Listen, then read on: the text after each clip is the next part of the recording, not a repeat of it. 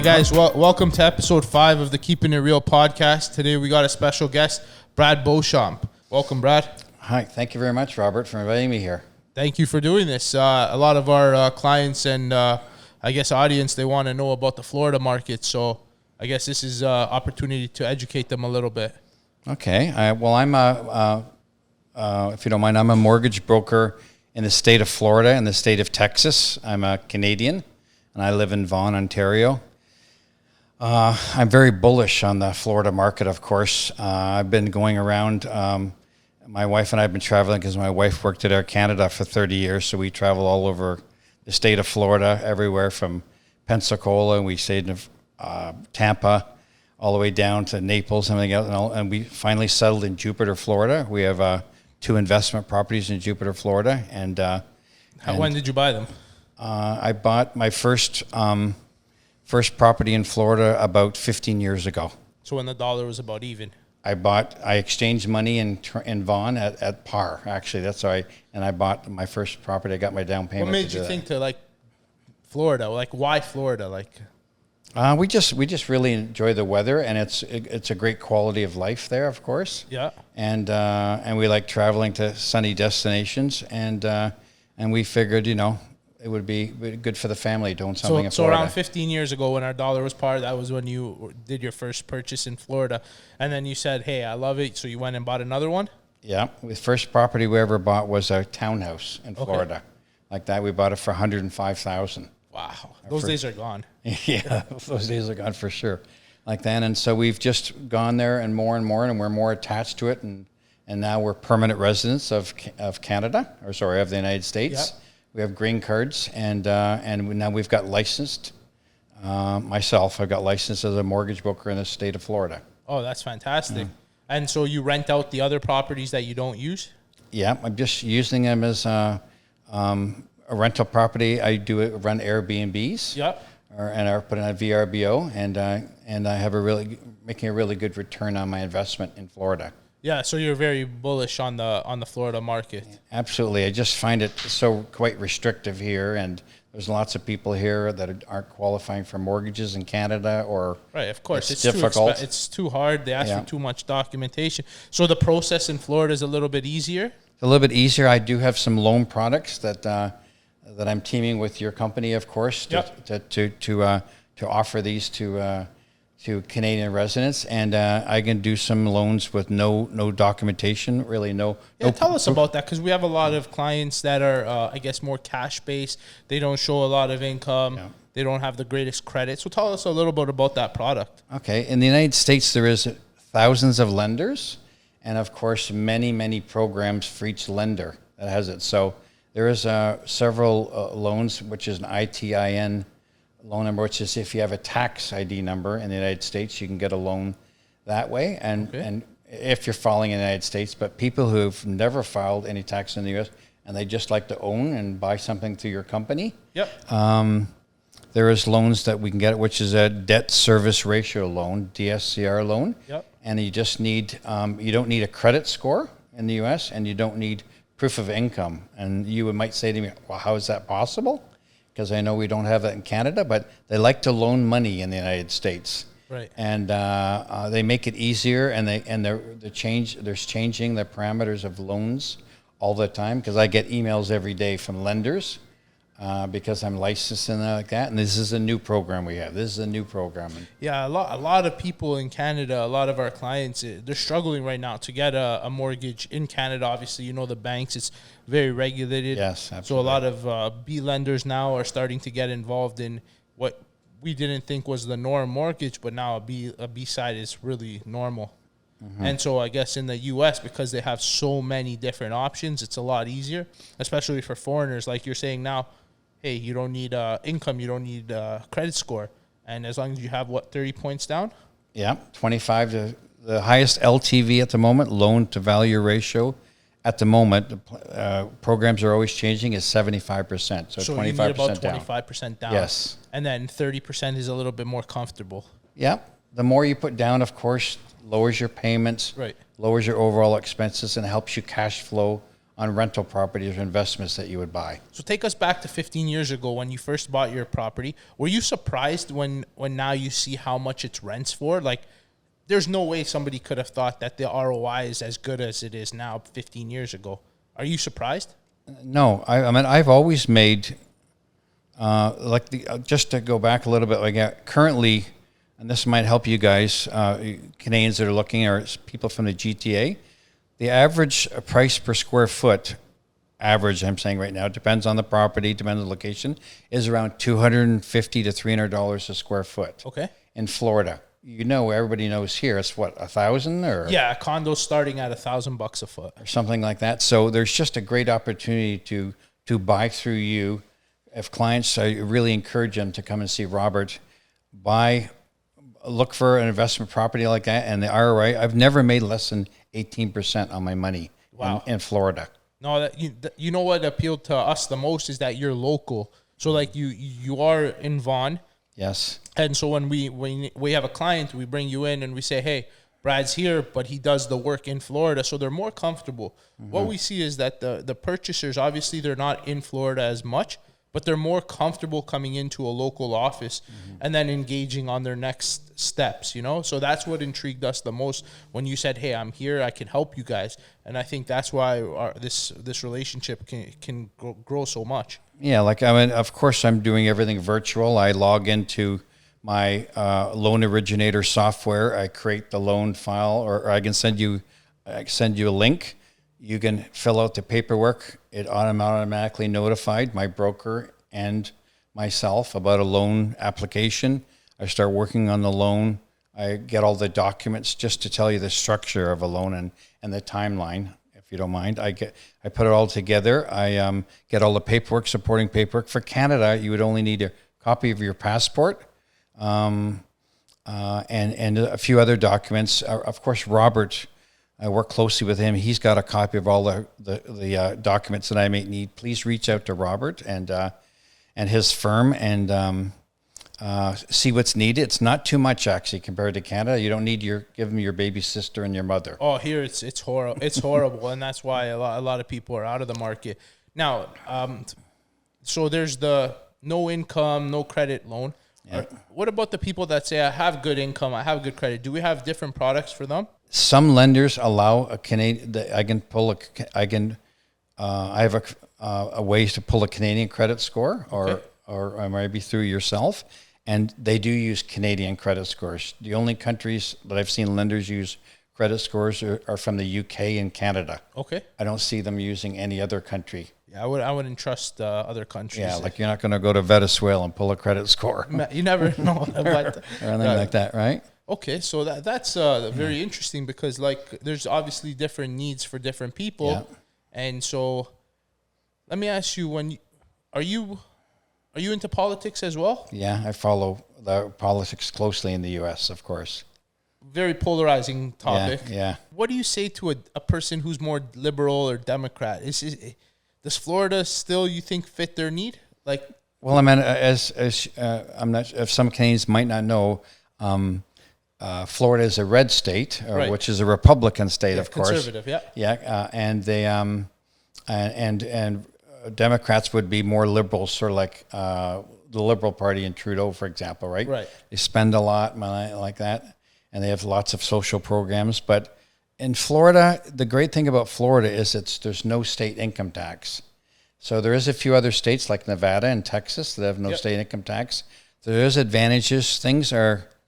My wife swears on our grocery bill in Florida that we get a lot more groceries in Florida than we do in Toronto here. 100%, right? So your wife gets that paycheck from Florida, and she's like, if I was in Toronto or Canada, and you know what's crazy? Like here we're paying, so our income tax is taxed almost around 50%. Yeah. But then you got the HST tax. Yeah. Then you got the property tax. We're almost taxed at 70%. And there's tax on tax here. Right? Yeah, and so what happened was I've always been pro-America. Like I love America. Obviously, a sports background involved in that. So they're always the leader. Yeah, they probably are the leader on so many controversial stuff as well. Yeah. But I look at what's beneficial for us. and the sports, the raising my family, the weather. So I'm very bullish on the American side, but Florida just gravitates to so much. Like, it's a better lifestyle.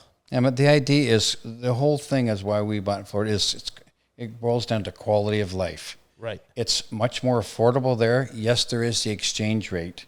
But if you look at it, and you can go over this, of course, and I'm sure you do with your clients, is that even with the exchange rate at $200 or $300 a square foot, $1,000, you can buy something that's affordable. You can,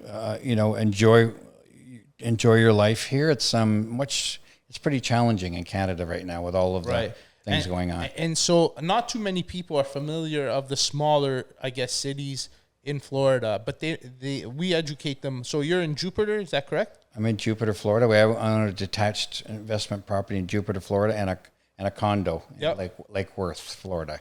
Yeah, see, this is what people don't know about Lake Worth. Yeah. They don't know about Wellington. They don't know about Melbourne. They think about just Miami, Fort Lauderdale. But once they start to educate, they're like, hey, this makes sense from an investment point. Like Wellington, obviously all the horse trainers go there, all the horse teams. Yep. So this makes sense. From November to April, they're paying premiums, right? So what we try to do is educate them to see what they're looking for. Yeah. And our investors, we try to direct them to, because an investor just wants the bottom number. That's all they care about. They don't care about going there. The other ones that want to be snowbirds or want to move there for some time, then we say, okay, maybe a more dense population, like Fort Lauderdale, where it's a bit more active, is probably better for you because you want. Yeah. But so I think that's where we try to educate the most. You can see Brian Baumler, the renovation guy, and his wife Sarah. Okay. They did the island, or they renovated that island resort, and well, he is a spokesman for RBC right now, as you can see them online. And he, from what I heard, I don't know if it's accurate or not, but apparently he sold all his assets in Canada and bought a house in Wellington. Yeah, it makes sense. Like that, you can get some nice houses in Wellington. We actually have a listing in Wellington right now. Beautiful house, backyard. And you get a good land size, like good lots. Oh, yeah. And so, I was like, whoa, now we got to start bringing the education to all the clients. How often you go down to Florida? I just did something for my immigration. I had to upgrade some of my files, and I had to research all my travel plans for the last 2 years. I've flown to Florida 26 times in 24 months. In the 24 months, that's not including my wife and I driving there 6 times during COVID. Because when we went to the border, the border was shut down, as you know, for almost 2 years, and my wife and I were the only people at the border. Yep. So we just drove to Florida during COVID. Did you feel safe in Florida when all that stuff was going on? Actually, it was like night and day. It was like all of Canada shut down. And other than wearing a mask, and not everybody wore a mask, we went into Whole Foods and everything else, and everybody's prancing around and enjoying the weather. So it was completely, as you know, the Governor DeSantis left. It was sort of an open state, and they didn't believe in a lot of stuff that the government was doing at the time. No. And so when you were there, you were like, look at all these guys in Canada shut down, but I'm living my best life here. And when we weren't partying with people down there, but we drove from Vaughan to our house in Jupiter, and then we went grocery shopping, wore a mask just to be a little bit protective, like that, and then just went back to our house, which we had a pool, and just enjoying our life. We weren't out socializing, sitting beside each other a couple of feet away when it was really going crazy. But probably in the beginning. Yeah, but we really enjoyed our trips down there. It was great. Nice drive. And what's your favorite beach? Juno Beach is really good, actually, near Jupiter. Jupiter is a dog beach. They allow dogs on the beach, but Juno Beach is great. And then Lake Worth Beach has a pier there and a great restaurant called Benny's on the beach. Okay. It's a great place to go there also. Oh, we got to give it a try. I've never heard of Benny's. Oh, yeah, it's awesome. There's some, I think, maybe you know this, some spring training goes down in Jupiter? Yeah. Spring training. My house is about 5 blocks from the St. Louis Cardinals spring training stadium. Oh, wow. So I literally walk from my house. Oh, yeah, like that. It's in Abacoa. That's the community where the St. Louis Cardinals and their stadium is. So Abacoa is at the end of my street. I'm like 8 houses in, so I literally walk into the subdivision and walk to the St. Louis Cardinals games. Oh wow! So in you the caught winter. a couple games. I actually rented my house, my wife and I, to 4 St. Louis Cardinal pitchers. No way. Yeah, during spring training. They're all AAA pitchers. Yep. And just to tell people out there, an example of an investment, I rented my house to the St. Louis Cardinal pitchers for 6 weeks for $12,000 Wow. for 6 weeks. Yeah. Would you know if the team pays for that or the players have to pay for No, that? they paid for it themselves. Wow. Actually, that's why they were trying to Did you ever get my price down. Did you ever get to meet them? Oh yeah, and of course. No, I gave him the keys. I showed him the house. It was done through one of the Cardinals' agents. Yep. And so these guys are AAA, so they're unlimited, whatever their salary is. Not the guys that were multimillionaires, but they had rented cars and stayed at my house and just drove to the stadium 5 hours like that, and I made really good money. Wow. You don't remember their names by chance, right? No, I don't have to look it up on the paperwork like that. Find out for me because I would love to know. I played baseball, so Do you? Yeah, so Yeah, some of the guys. I did get Arenado, wasn't that the guy who's making about $30 million a year? Nolan Arenado. Yeah, he was going to rent my house also, and he came to look at it, but then he decided to get a bigger house. He's a third baseman, I think. He was going to rent my house also.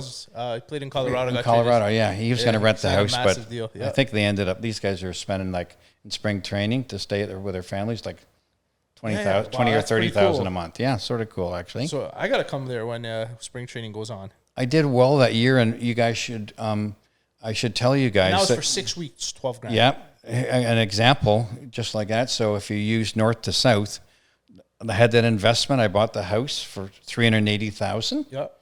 And I rented it to the St. Louis Cardinals pitchers for the 6 weeks. I got $12,000 for that, and I rented it for the rest of the year for $50,000. Okay. So I made almost $70,000 US, and my overall expenses, including my mortgage, that would my overall expenses were about $22,000. So I made. So you made about 45 grand. 45,000 US. Yeah. That's not bad for that property for a single. $380K. Yeah. So yeah, it's fantastic. So even at 500,000 or whatever the exchange rate is, right?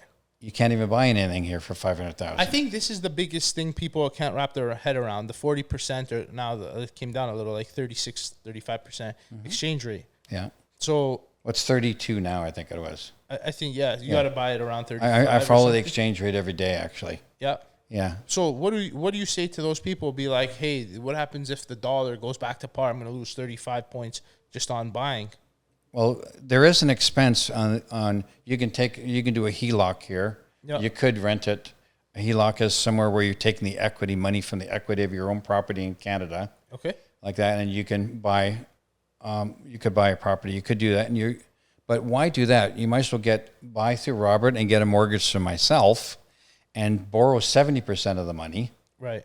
Like that, and you don't lose the exchange rate. And my answer to you is, they go, well, what about the exchange? I'm losing on that. Borrow as little as you can, or if you have any U.S. guy, and then buy a property, and all of the income and the appreciation is in U.S. dollars. Yeah, 100%. So you're going to win in those ways. You lose on one way, but you're going to win on the other two ways. How many calls do you think you get a week on Florida? I get about I'm not really on social media, right? And I'm thrilled to be here with you guys today, like that. But just a little bit of social media, like that. But I get maybe 5 calls a week or so. For Florida. Yeah. And you get calls from, like, we just had a call from Vancouver. Yeah.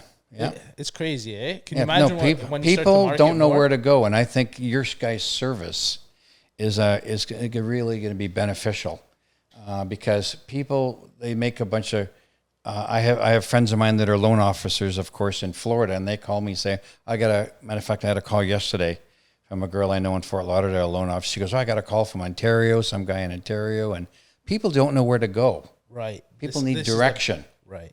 People need direction, but they know the opportunities there. Do you know how many realtors, they don't know where to go? Yeah. They Google, and then they'll look up. But people don't like dealing with strangers. People like dealing with people they know or they've met or or their friends. Realtors, they look at their commission. They say, hey, let me send it to this guy. I have never met this guy, never had a conversation, but if he gives me back the 25 points, that's the standard, they're like, yeah, let's do a deal there.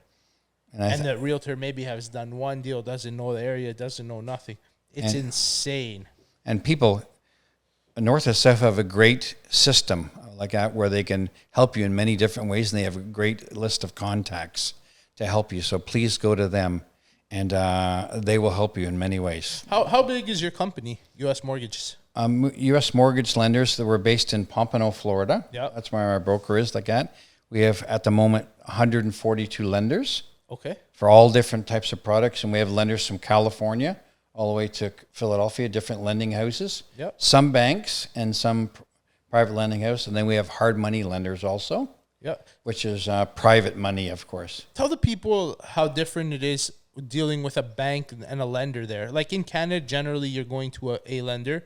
If you don't qualify at A, you're going to B. But these guys are generally banks, right? So how different in the U.S. it's different, right? In the U.S., a lot of people, Canadians don't realize that a lot of these loans are sold. If you go on YouTube and watch some of these videos about the financial crash, loans are generally not kept in the bank's portfolio unless they have a lot of money and they want to keep some of the loans on their portfolio and they're good loans. They're generally packaged away and sold to other lending houses that do all of the collections of the monthly payments and everything else, and they charge for that, for example, like that. So it's much, much different than the United States.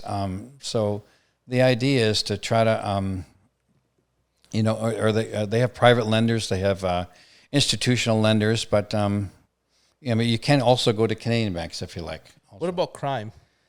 A lot of people tell me there's a lot of crime down south. I mean, I have my house in Jupiter. It's fantastic. It's an unbelievable area. A lot of... Do you ever get scared like millionaires? No. But in my place that I have in Lake Worth, it's you got to be a little bit more careful. Okay. Because everybody's got a gun down there, not to scare people away or anything, but you have a right to bear arms in the United States, of course. I think it's fantastic. Right? So, but generally, you got to be careful wherever you travel in the world. If you're walking in at nighttime, you got to be careful. Sure. Right. Healthcare. Another healthcare. You can buy packages. Like my mother-in-law goes with us every year, and she buys. I can give some companies to Robert, and he can forward that to you. I have people that can buy packages for a month or two, or for up to 6 months. Yep. For healthcare, like Blue Cross or something. Yeah, exactly. For healthcare. So is it generally expensive? It's depends on your age and what they don't really. Some people will ask you for your some of your medical records. Sure, of course. And there's other healthcare providers in Canada, and also there's some in Montreal that do it when they don't ask you any of your health background questions. Yeah, so you just buy like travel insurance, basically. Travel insurance. Also, on your anybody has some RBC Platinum cards, healthcare. Oh, the Avion cards. Yeah, the Avion cards. Or the Aeroplan cards. Yeah, some of they cover. And don't use TD, guys. TD credit cards is the worst insurance program you can ever find. I'll tell you a story. Okay, I went to Florida. Yeah. I used my TD credit card. Yeah. It says you're covered. Yeah. Sure, covered for health. Thank God we didn't have any health issues. But it says you're also covered for trip cancellation or trip delay. Mm-hmm. I swear to you not. We called this company called Global Excel. So they're the administrator of TD credit cards. Okay. They told me 10 different stories. Yeah. All of them, though, said I was covered. Okay. Yeah. I get back here. I submit my receipts, my claim. They tell me I'm no longer covered. Guys, do not use TD credit cards. It is horrible. Or at least if you have a TD credit card, buy separate insurance because TD is a scam. And I will say that publicly. I have no issues telling you that. I mean, we get extra health care, my wife and I and family, and we get the cards. Yep. So you have to. Yeah. You get the health care cards. So I have something physical so that I can hand into the administrator. Right. So so our flight got canceled for 2 days. They told us that they would cover our hotel stay. They would cover the rental. Don't count on it. Cover the flight. Yeah. None of it was covered. Yeah. I'm only scared to ask what would have happened if it was a larger expense, if you needed health care. Guys, get private or get another form of health insurance. I'm going down next week to Florida. Mm-hmm. We got Blue Cross insurance. Yeah. Definitely will not rely on the TD card. RBC credit card, it was a harder process, but they ended up paying out the medical claim that my son, when he got a cold, we had to buy medicine and go see the doctor down there. It's like $400, but I didn't know. I sent in the receipt. I got a check in the mail 6 weeks later. I was like, at least these guys did something. With TD, fuck no, can never do it. Yeah, you definitely have to have extra coverage because I'm lucky. I'm a Florida resident, and my wife, I have health care through my wife in Florida also. And I'll tell you a really quick story. I went to the hospital I had a kidney stone. Okay. So I was under a lot of pain. Oh, yeah. And I was in Orlando at the time with my wife like that, and I got ill. I was in severe pain. They took me right away, though, great care. And at the end, when I went to pay, they said, that'll be $10,000. And I go, what? $10,000? Because they thought I was Canadian with no health, with no extra insurance or no health care. Yep. I said, well, no, I'm a Florida resident. So I ended up paying $700. Not bad. So it wasn't too bad. I cut it down quite a lot. How much better, though, is the healthcare system there? Actually, really good. If you have coverage? No, it was really good. They take you in immediately, and they had people all over me. I had 3 or 4 people in the. I thought I was knifed or shot or something like that. Right. I had so much care. Within about 10, 15 minutes, there was 4 or 5 people taking my blood pressure, taking blood test, really taking care of me. So isn't it insane though? They charge no income tax. Yeah. And their health care is fantastic. Yeah. Here we pay somewhere close to 50 on income. Yeah. Plus all the extra taxes, and you go to emergency, it's going to take you 12 to 18 hours just to get looked at. Well, you're paying for the health care there, as you know, through it's a pay system there, right? Like that, and it's not here. It's within our taxes, but you get taken care of right away, which is fantastic if you have the insurance or if you're able to pay. Mm-hmm. It's just we pay it in a different form here, and we still don't get the service. I did all the calculations. It's actually better to pay. Right. Because I have 3 accountants on staff with a company, one of the companies that I work with, and we did all of the calculations, including paying for health care. Yeah. And there's still about a 20% advantage of your income and if you're working in Florida or living there. Which is more the reason why it makes sense. Absolutely, yeah. The biggest challenge that we're hearing right now is insurance companies are pulling out. That's true. You get a lot of this. Yeah. Does this cause a problem for when you're lending? It does. I've spoken to a couple of realtors in Florida and some mortgage brokers that are trying to put deals together. They're friends of mine. And once they add the insurance, if you're on the coast, really, really on the coast or within a floodplain, they call that around a 5-mile radius from the ocean. Yep. 5 miles in around the floodplain, your insurance is going to be crazy. Yep. Once you get inland, it's a lot more affordable. But I mean, they can raise your insurance, and there's nothing you could do. Right. I know some two of my friends' parents that are 80 years old, and their insurance went from like $3,000 to $8,000, and they almost had to sell the house. So right, and now because a lot of insurance are pulling out, they might not even be able to get insurance. I know if you have a roof, if you buy a house and the roof is 15 years or older, you can't even do that. You can't even close the property. They won't. I can't get financing. Right. The roof has to be 3 years and newer now, as far as I know. No, I think it's under 15 years. Okay. All right. Under 15 years, but over 15 years, you have to put a new roof. So there's this property. I had a client. He's interested in the property. It's in Port Orange, and it needs work. But I was speaking to the listing agent there, and fantastic guy, by the way. His name's Dallas, and he was just telling me, Rob, the roof's going to cost like 110 grand. And this is like, this is for a detached home? This is a detached home in Port Orange. We have the co-listing up on our thing. It's now sold under contract, so I was happy for him. Okay, great. But the house, because it's 15 years old, but had a lifespan of 10 more years. It's what they call a lifetime roof. Okay. But the insurance, you could not get insurance for it. So you had to put an extra 110 to do a new roof. Oh, wow. So that was a challenge for our client. Thankfully, it sold to one of his buyers, so it worked out. Okay. Are you hearing a lot of people from other states now? Like they say Miami or Florida is still the number one state for outside state investors. So forget about Canada for a second. But Manhattan, I guess, Boston, or Massachusetts, California, everyone's still flocking to Florida? Yeah, I think if you look at the chart that I know you have, Yep. 45 to talk about Americans, 45% Canadians, 45% of the people are moving when they're buying an investment property, it's in Florida. Right. But within the United States, because I'm federally licensed, even though I'm practicing in Florida, a lot of people are moving to Florida. There's around 100,000 people a month moving to Florida. Right.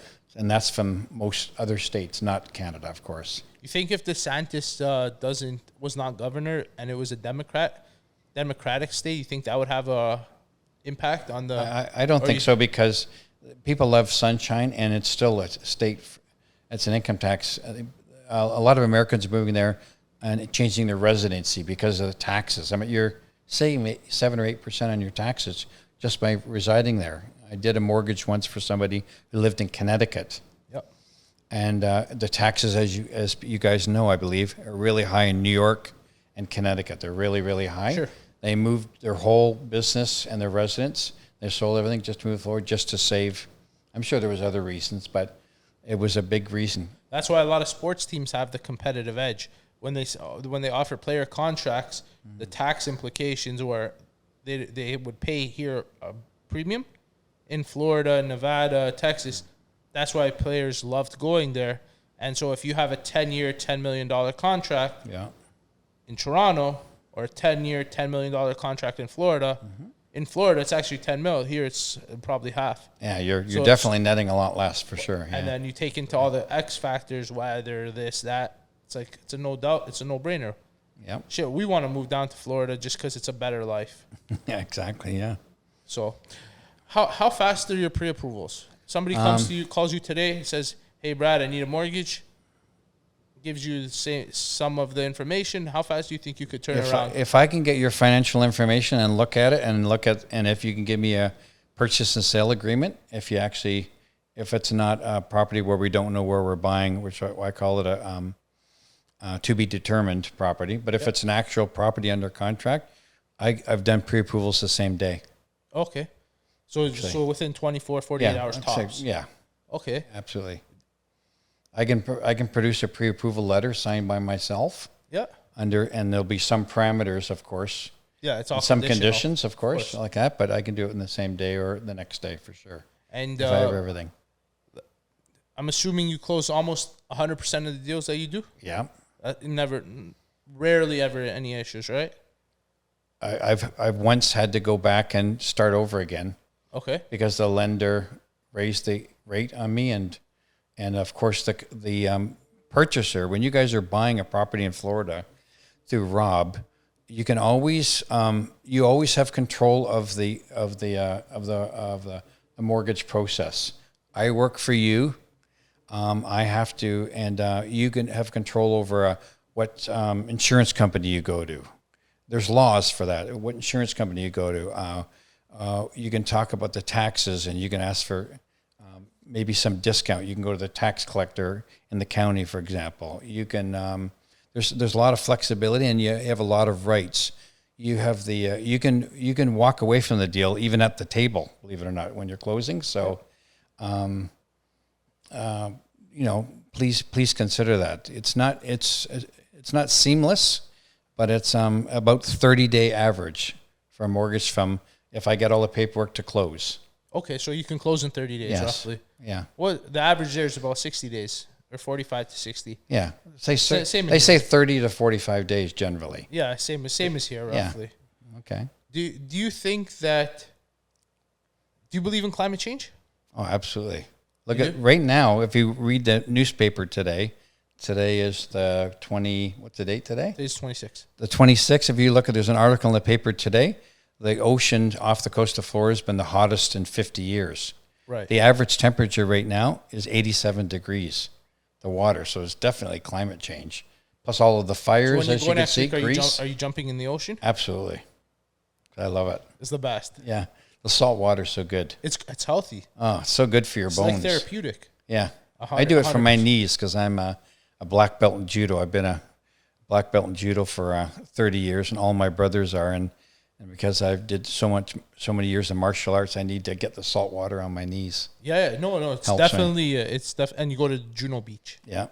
Do you go ever to like Lauderdale Beach, Oh Pompano? yeah, I've stayed at the Fountain Blue Hotel in Miami, Fort Lauderdale, lots of places. You like Miami, eh? Oh yeah, it's too hectic for you. I've been on multiple cruises with my wife out of the port of Miami, and the port of Fort Lauderdale, and then of course the port in Orlando, which is you have to drive Port Canaveral, about an hour. Cape Canaveral, port of Cape Canaveral. Yeah. I went on Oasis of the Seas to all of the islands, Okay. which at the time was the largest cruise ship in the world at the port of Port Canaveral. That's another reason why when we say we want an investor, we look at the optics of where the cruise ports are. Yeah. You know how many people come in for 1 or 2 days before the cruise or 1 or 2 days after and they pay? Yeah. Rather than spending $1,000 at a hotel, they'll spend $1,000 at your house. Yeah. And so this is different parameters that we look for. So you leave next week. You're going to a mortgage brokers meeting. This next Wednesday, I'm going to the Professional Mortgage Brokers Association National Conference in Orlando.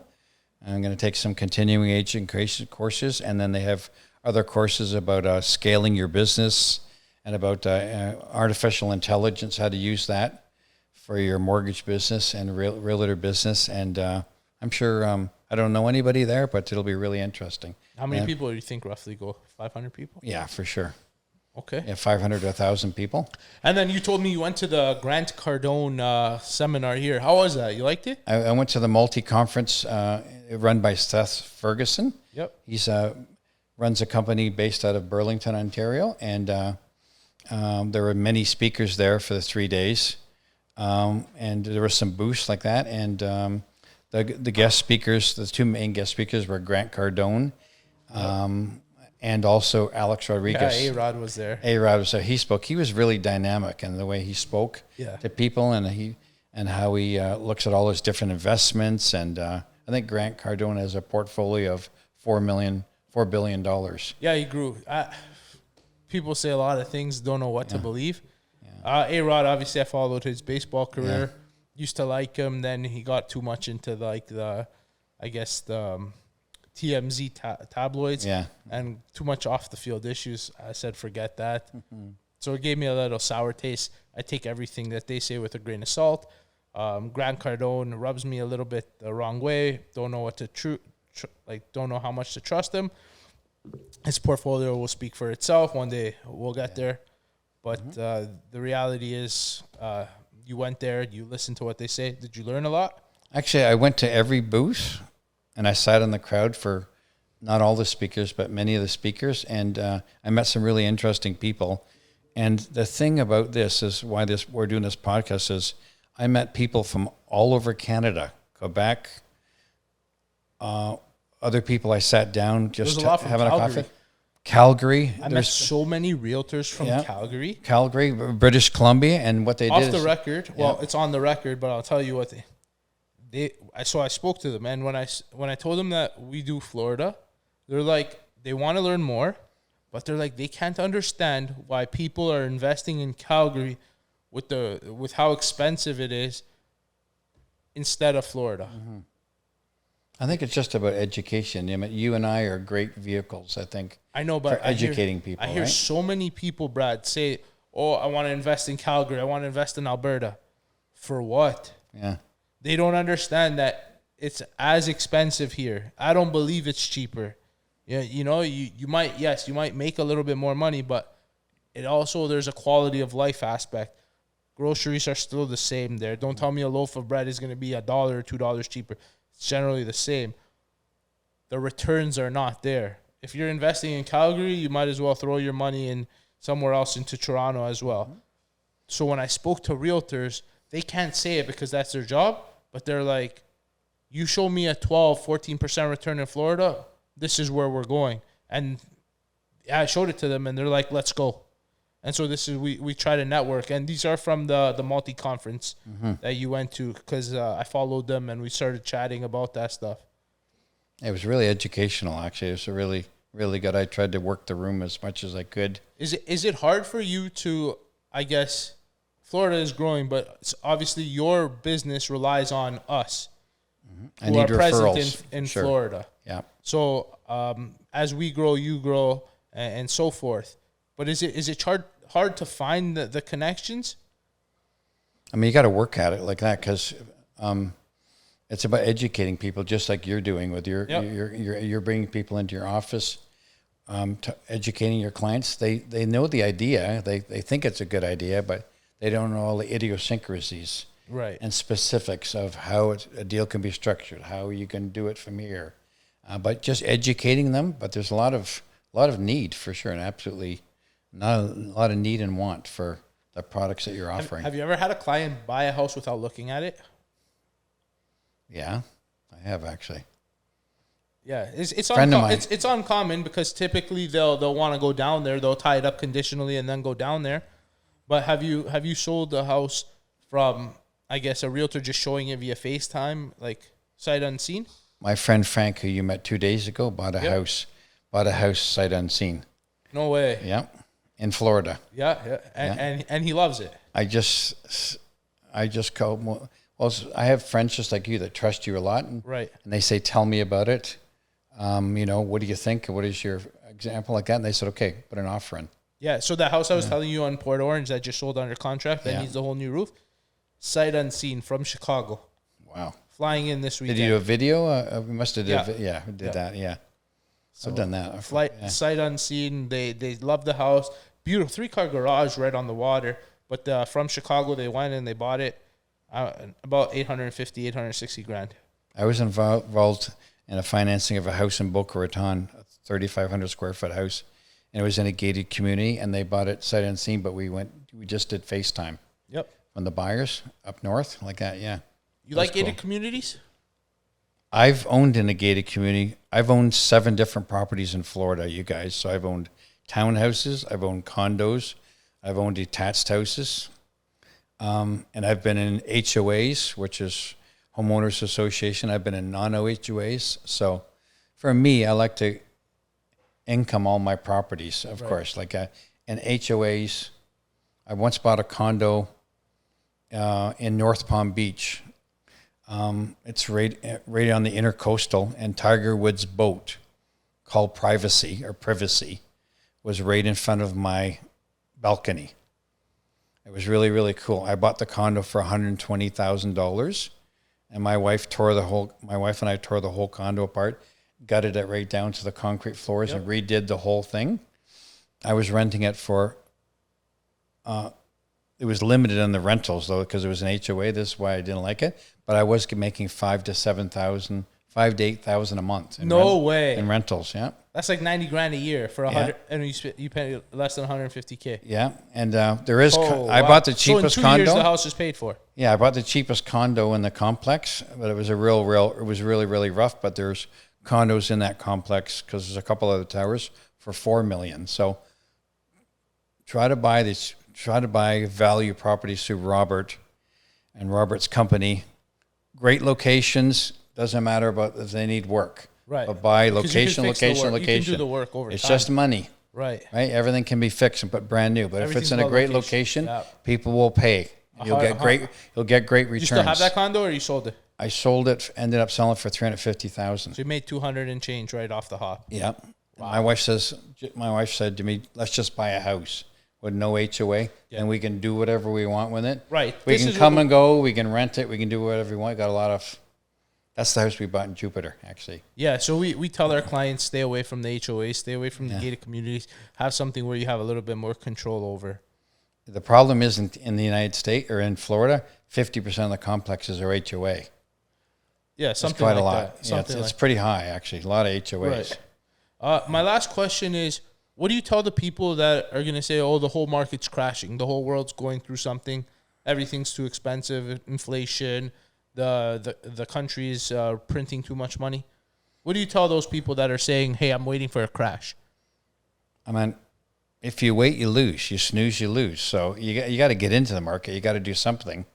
And Florida will always be a place that people will gravitate to, Florida specifically.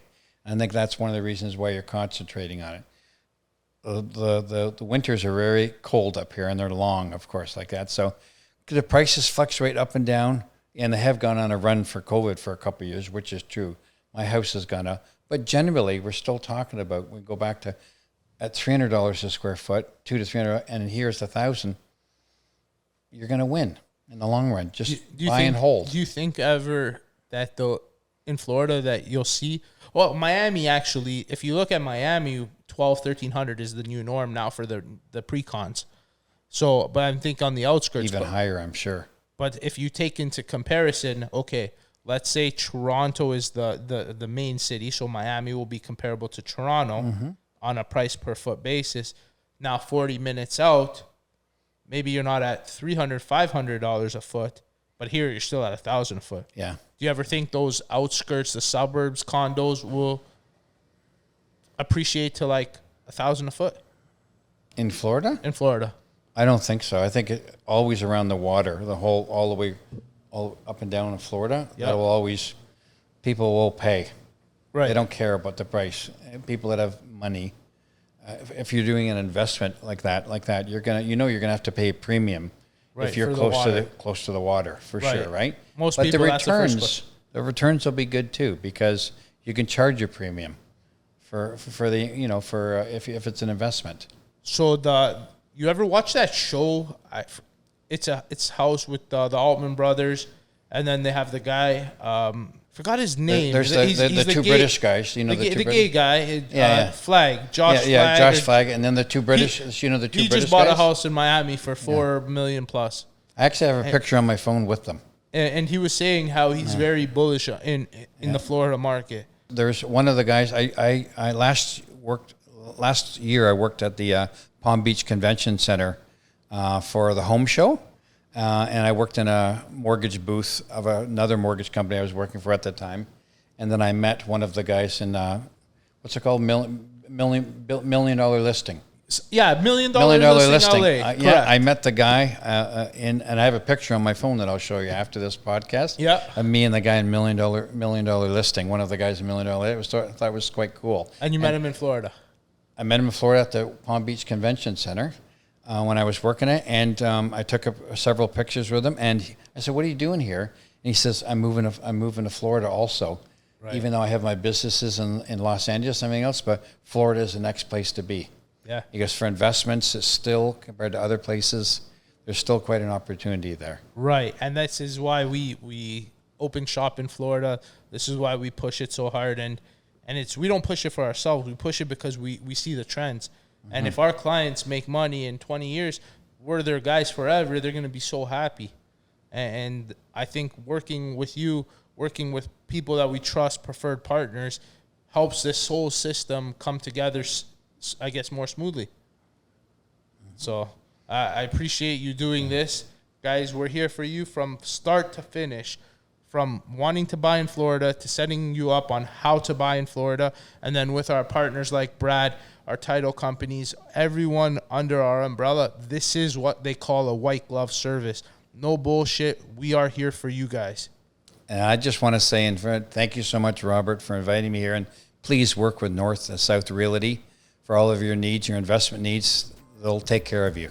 Thank you so much. All right. Thanks, guys. Drop a like. Click on the link below. And we'll see you next week.